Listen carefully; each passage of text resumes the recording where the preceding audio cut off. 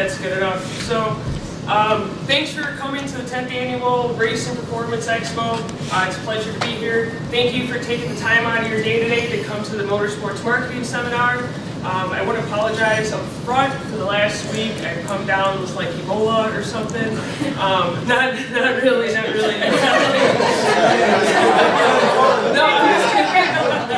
I'm kidding. I just got like a bad cold. So if I start coughing or my voice sounds deeper than normal, I apologize. It's just, it was 70 degrees last week. I was running out there in my shorts and flippy floppies, and it just didn't end so well for me. So let's get started. So my name is Jeanette DesJardins. I am the founder and president of Chix, which is the premier motorsports organization for women.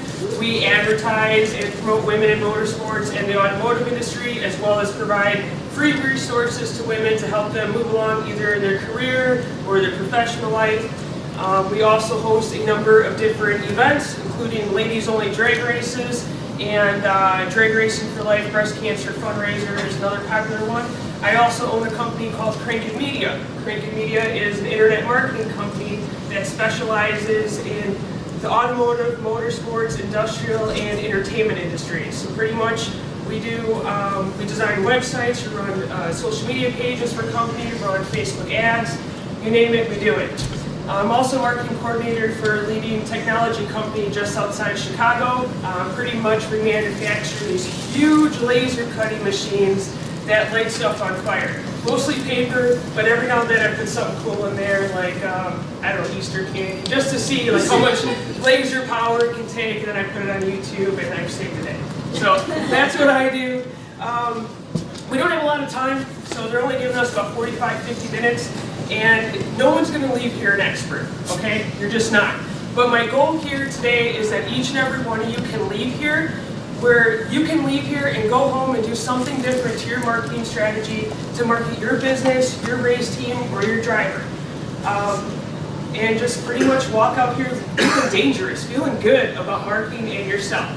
So in the essence of time, we're gonna hold all questions to the end. Promise, I'll try to save as much time as possible, so we're just gonna dive right into it, all right? All right.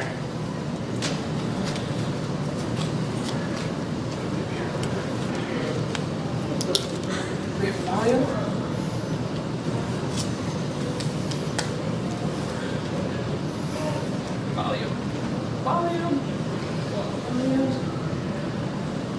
Oh, no, sorry. Hold on. Switching computers gets a little dicey. We'll make it happen. Where are you, buddy? Oh, he's already up. Is the power switch on? Second. I apologize. Got it? Alright, if I hurt your eardrums for a second, I apologize.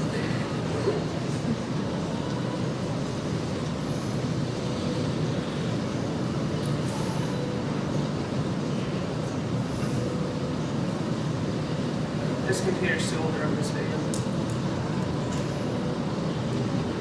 Alright, so unfortunately I'm not going to run the video because it's just too old, and on this laptop it's going to be painful. But pretty much I talk about all these amazing statistics about social media and to get you excited. One of the things, like some of the statistics where more people own mobile cell phones than toothbrushes. I mean, that's kind of scary. I mean, did you brush your teeth today? Because I know I did. We all thank you in the room, alright? Another surprising statistic is that, so desktop usage versus smartphones and tablets. In about 2013, picture this graph, and it's going like this, okay? And so mobile usage has surpassed desktop. Nobody's on their desktops anymore unless you're at work working that 9-to-5 job on Facebook, which is probably not what you're supposed to be doing. So most people are using their cell phones and their tablets, and they're searching and they're making purchases.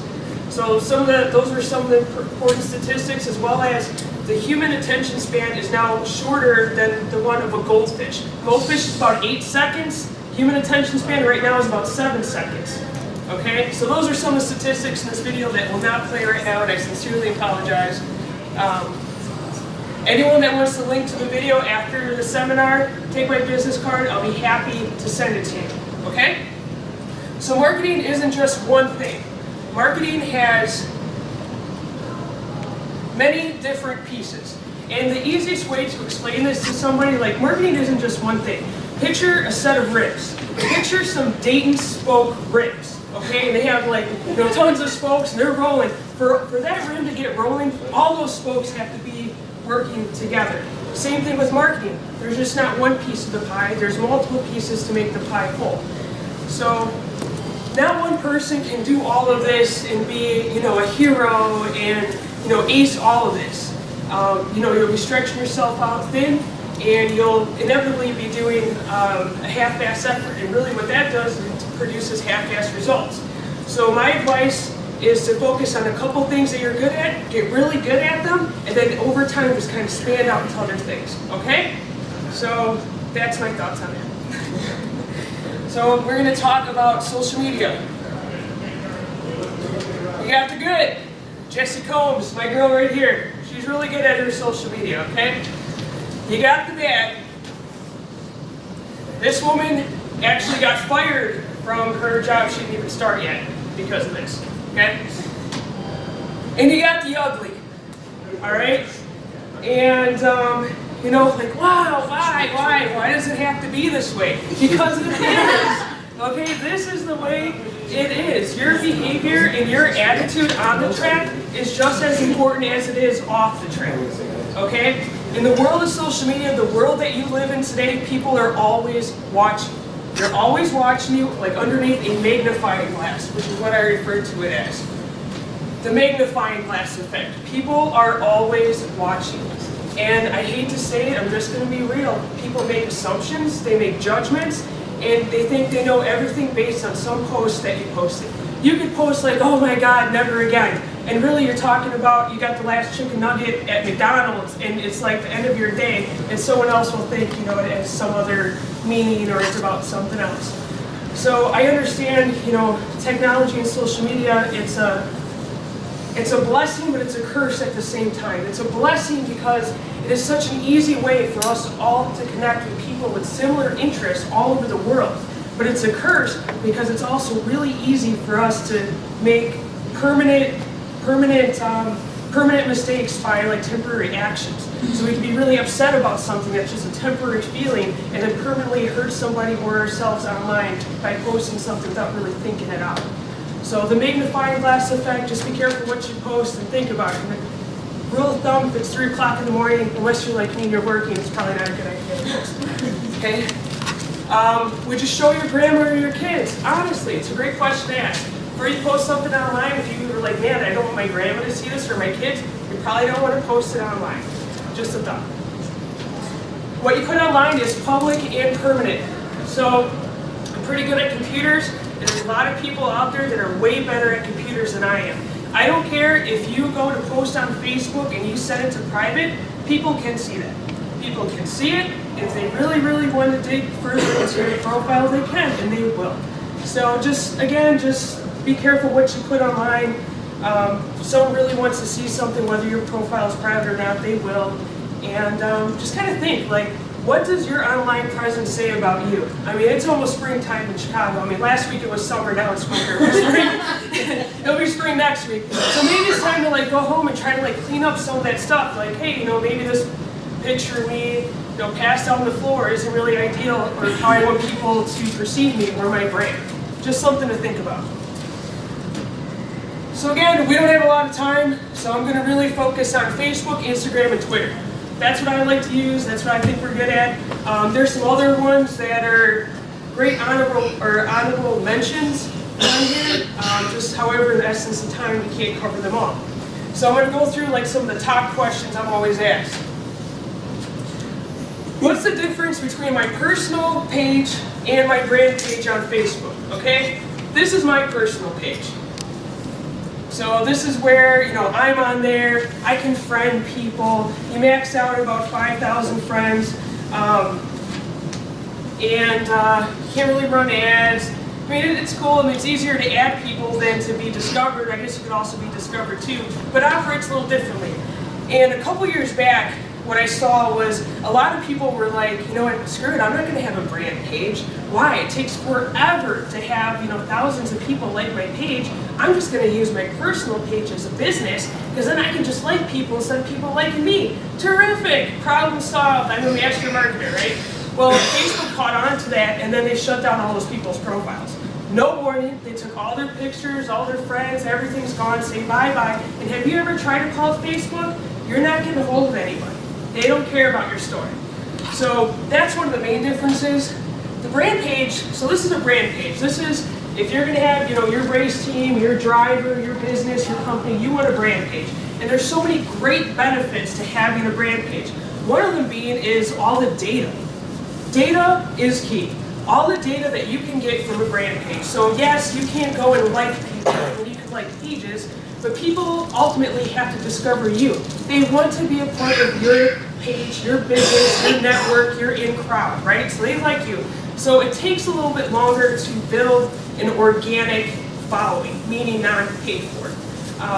The other thing good about the brand page is that you can run ads. The ads, they do work. You can tailor them to different demographics, people with certain interests, things like that. We'll get into that a little bit later. The other thing is, yeah, just pretty much the data. I mean, you can make so many decisions on how to change your marketing strategy based on the data. The data also comes in handy when you're trying to get sponsors and build sponsorship proposals, and we'll touch base on that a little bit later. Am I going too fast? Okay, good. So again, brand page versus the group page. Jeanette, what do I do? I got a brand. Do I have a brand page or do I have a group page?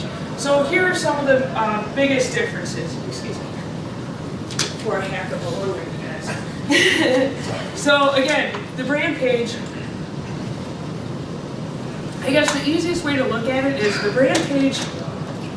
You, the brand, is in control of the information. Okay, so all day I could do, you know, Chix says this, Chix this, Chix whatever. I am in control of the information. On the group page, it's not like that. The group page is more of like a forum. The group page is more of like the private group for your coworkers. Okay, there are some bigger group pages where they're actually kind of huge, like Chicagoland petrol heads. So these guys all day, there's like 300,000 strong of them in this group. They just like, hey, look at this car I found in Chicago. Every now and then there's one in Australia. I don't get it, but whatever. So they, like, no one is really, like, the people are in control of the information, just like a forum, like Yellow Bullet, I said Turbo Bullet, I meant that, not Turbo Bullet. So everyone's in control. The other thing that's kind of neat about the group page is that I can share files. So this is actually a real group page for my official Chix members. So if any of you guys request to join it, you're going to be denied unless you're actually in the calendar. But we can work on that. But I can share files with them. Like all of our vendor lists, like say I get a new update on the vendor list, instead of emailing them all, I can just update the file right in here and they get the newest vision. And they can share different files with me, and we do polls. So that's kind of nice. The one thing that's a downside about this is that you do not get any data. I can't tell you that like the demographics, like male versus female, locations, interests. I can't tell you which posts work better in here, whether it's photo, video, or text link, but I can tell that in the brand page. So you get no data on here. So people ask, which one should I do? Well, you know what? We do both, because we figure out how to work both. But if you want to grow your brand or your business, I recommend doing the brand page. This isn't going to grow as fast. It's just not. The brand page will. Okay?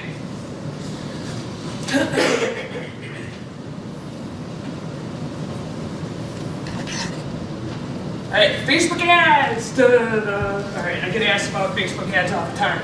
Number one question is, do they work? Yes! Facebook ads work, man. But the key to it is that you just need to know what you're doing, what you're targeting, and pay attention to the detail when you're setting up your ads, where you could lose a lot of money real quick. Do they work? Yes. One of my clients owns a concert venue. He just bought it like a year ago. I want to say 8 out of the 10 last concerts he had were sold out the venue in a budget of under $500. I mean, it works. It works. So you just need to know what you're doing. But I do have a warning. Beware. Okay? Facebook ad syndrome. Now these aren't keywords, these aren't phrases you can look in the dictionary, I just kind of like make them up, but I'm serious. Facebook ad syndrome.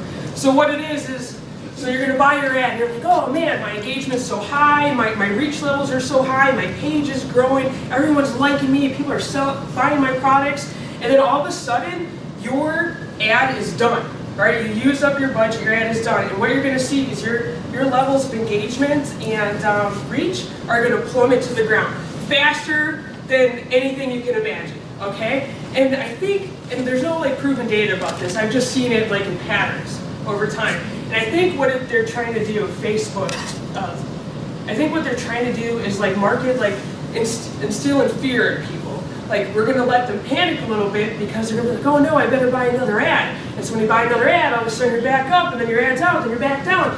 But like, be aware of that. Don't get caught up in that excitement and that mix. The key to it is if you're always producing quality content, no matter what, after that ad runs out, you're going to go down. But if you just continue producing quality content, you will eventually come back up and you just ride that out. So just be aware of that, all right?